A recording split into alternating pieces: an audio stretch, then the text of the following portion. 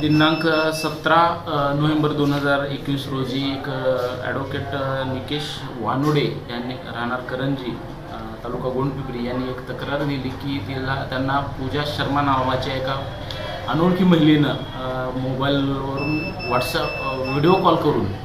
ते अश्लील वर्तन करून ते व्हिडिओ बनवून त्यांना फसवण्याच्या उद्देशाने ते ब्लॅकमेल करण्याच्या उद्देशाने ते व्हिडिओ पाठवले आणि तसे इतर त्यांच्या संपर्कातल्या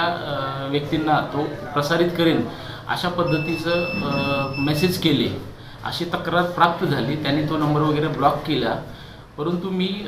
अशा तक्रारी आता सध्या हल्ली सगळ्यांकडे अँड्रॉइड मोबाईल आहे, त्या अँड्रॉइड मोबाईलच्या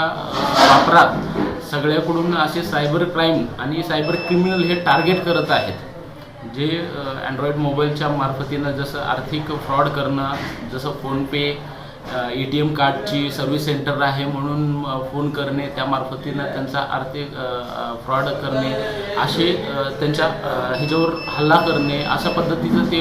वर्तन करत आहेत। त्या पद्धतीनं आपण सजग राहणं, कोणतीही बँक ATMची माहिती न शेअर करणं, स्वतःची ओळख शेअर न करणं अनोळखी व्यक्तींना। जर समजा तसे कॉल आले तर ते स्वतः जाऊन खात्री करणं, नंतर मग आर्थिक व्यवहार करणं हे गरजेचं आहे।